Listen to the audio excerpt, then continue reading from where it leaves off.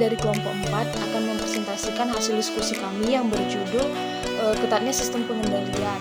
Nah, di sini kami beranggotakan ada 3 orang. Ada saya namanya Putri Syamsilabar, lalu ada Devi Romauli, dan ada Putri Megawati. Nah, saya akan terlebih dahulu menjelaskan di slide yang pertama mengenai ketatnya pengendalian hasil. Sebelumnya, sistem pengendalian manajemen yang lebih ketat akan memberikan jaminan yang lebih bahwa karyawan akan bertindak untuk kepentingan terbaik dari suatu organisasi. Nah, di sini ada beberapa karakteristik yang akan menunjang terjadinya pengendalian hasil yang lebih ketat. Nah, yang pertama ada definisi hasil yang diinginkan. Definisi hasil yang diinginkan itu maksudnya agar pengendalian manajemen dikatakan ketat, dimensi hasil harus sesuai dengan tujuan organisasi yang sebenarnya. Target kinerja harus spesifik, hasil kerja yang diinginkan harus secara efektif dikomunikasikan dan diinternalisasi oleh karyawan yang sedang dikendalikan sikapnya. Lalu ada kesesuaian. Kesesuaian di sini maksudnya sebagai salah satu penentu utama efektivitas pengendalian hasil. Sistem pengendalian hasil mungkin mengalami permasalahan kesesuaian karena manajer tidak memahami dengan baik tujuan organisasi yang sesungguhnya, atau dimensi kinerja yang dipilih manajer tidak merefleksikan tujuan yang sesungguhnya dengan baik. Lalu ada spesifikasi. Spesifikasi ini maksudnya tingkat ketatnya pengendalian hasil tergantung pada adanya prospek kinerja yang dijelaskan dengan istilah spesifik. Nah, spesifik kinerja yang diharapkan atau target membutuhkan penilaian dan perhitungan, pemilihan dan perhitungan maksudnya. Nah, organisasi biasanya dapat atau telah menetapkan target yang spesifik dan dihitung dalam istilah-istilah keuangan. Lalu ada komunikasi dan internalisasi. Target kinerja harus dikomunikasikan secara efektif dan diinternalisasi oleh mereka yang diberi tanggung jawab berdasarkan prestasinya. Kemudian, barulah pengendalian hasil dapat mempengaruhi kinerja. Batasan pemahaman dan internalisasi dipengaruhi banyak faktor seperti kualifikasi karyawan yang terlibat, tingkat terkontrolnya area hasil pengukuran yang diketahui, tujuan yang beralasan, dan besarnya partisipasi yang diperbolehkan dalam proses penentuan tujuan. Lalu ada kelengkapan.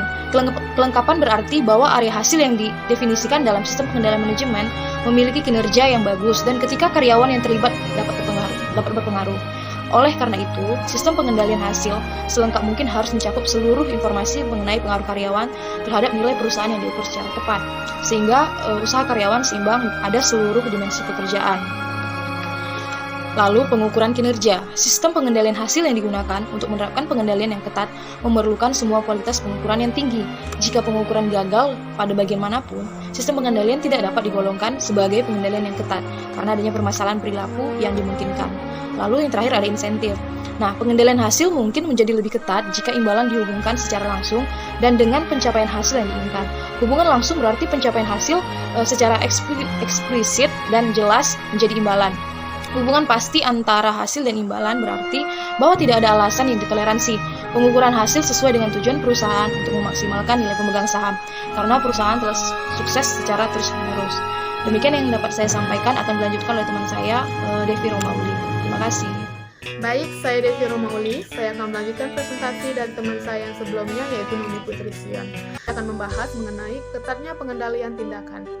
Dalam sistem pengendalian tindakan yang ketat akan terwujud ketika semua anggota organisasi terlibat dalam semua tindakan yang penting secara terus-menerus dalam mencapai suatu tujuan yang diinginkan oleh organisasi.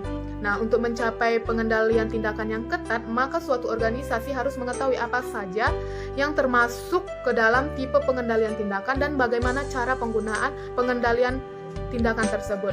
Di sini ada beberapa tipe pengendalian tindakan. Yang pertama itu ada pembatas perilaku, di mana dalam pembatas perilaku baik fisik maupun administrasi dapat menciptakan pengendalian yang ketat dalam beberapa bidang pada suatu organisasi. Pembatas fisik itu terkait penggunaan inventaris atau mengembangkan perangkat lunak dan sistem keamanan elektronik, sedangkan pembatas administratif itu menciptakan pengendalian yang beragam, misal pembatas otoritas keputusan pada tingkat yang lebih tinggi menimbulkan pengendalian yang lebih ketat jika dapat disimpulkan keputusan tersebut memang lebih reliabel.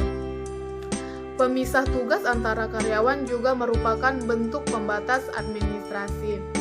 Yang kedua, kajian pratindakan, di mana kajian pratindakan ini dapat memuat ketat sistem pengendalian manajemen jika kajiannya sering, detail, dan dilakukan oleh pengaji yang rajin dan berpengetahuan luas. selalu ketat pada bagian yang melibatkan alokasi sumber daya yang besar, sebab banyak investasi yang tidak mudah dibatalkan dan dapat mempengaruhi keberhasilan atau kegagalan organisasi. Kajian pratindakan yang ketat melibatkan pengawasan formal rencana bisnis dan permintaan modal oleh para ahli dari posisi staf dan berbagai tingkat manajemen.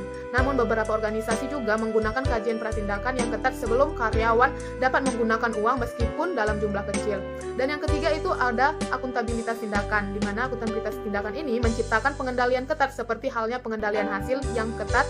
Jumlah pengendalian yang ditimbulkan dari pengendalian akuntabilitas tindakan tergantung pada karakteristik definisi tindakan yang diinginkan, efektivitas sistem pelacak, dan penguatan yang diberikan. Dan yang keempat itu ada definisi tindakan. Untuk menciptakan pengendalian akuntabilitas yang ketat, definisi tindakan harus secara spesifik dikomunikasikan dengan baik dan lengkap. Kesesuaian berarti pelaksanaan tindakan yang ditetapkan akan mengarah pada prestasi tujuan organisasi yang sesungguhnya. Pengendalian yang lebih ketat dapat juga dipengaruhi oleh pembuat definisi tindakan yang spesifik dalam bentuk peraturan kerja ataupun kebijakan. Pengendalian tindakan yang ketat tergantung pada pemahaman dan penerimaan peraturan kerja. Jika karyawan hanya terlibat tidak memahami peraturan, maka karyawan akan cenderung meremehkan untuk kemudian berusaha menghindarinya. Pemahaman dapat ditingkatkan melalui komunikasi atau pelatihan dengan memberi ruang karyawan untuk berpartisipasi dalam pengembangan peraturan. Jika sistem pengendalian manajemen terlalu bergantung pada akuntabilitas tindakan, definisi dari tindakan yang tidak diinginkan harus lengkap bahwa semua tindakan yang penting dapat diterima dan didefinisikan dengan baik. Meski dapat diandalkan untuk fungsi organisasi yang tepat, pengendalian tidak efektif pada setiap keadaan. Ketika tindakan yang diinginkan tidak dapat didefinisikan dengan tepat, pengendalian akuntabilitas tidak akan menghasilkan pengendalian yang ketat, bahkan mungkin kontraproduktif karena mungkin membatasi penilaian yang profesional, mengekang kreativitas, dan menyebabkan penundaan keputusan dan lambatnya respon strategis terhadap kondisi pasar yang berubah. Dan yang kelima itu ada pelacak tindakan. Pelacak tindakan ini itu karyawan yang yakin bahwa tindakan mereka akan diperhatikan lebih kuat dipengaruhi oleh sistem pengendalian daripada karyawan yang merasa kemungkinan tertangkap kecil. Supervisi langsung secara terus-menerus, audit laporan tindakan yang detail merupakan metode sistem ini. Dan yang terakhir atau yang keenam itu ada penguat tindakan, di mana penguat tindakan ini lebih ketat dengan memberikan imbalan atau hukuman yang signifikan terhadap karyawan yang terlibat. Maknanya bervariasi secara langsung dengan ukuran penguatan. Insentif merupakan bentuk umum penguatan. Hukuman adalah bentuk umum dalam pengendalian tindakan karena sering melibatkan pelanggaran karyawan dengan peraturan atau prosedur. Namun, survei menunjukkan bahwa penipuan yang canggih telah muncul, meningkatnya transaksi berbasis komputer menangani semua transaksi perusahaan. Meskipun demikian, pengendalian transaksi terkadang merugikan karena sistem yang kompleks, perusahaan tidak selalu memahami risiko pengendalian yang ada.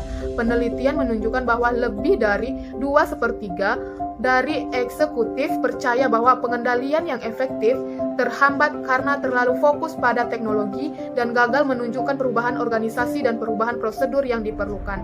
Hal ini yang membuat terjadinya penerobosan pada keamanan utama. Sekian hasil presentasi dari saya dan dilanjutkan oleh teman saya, Putri Megawati. Terima kasih.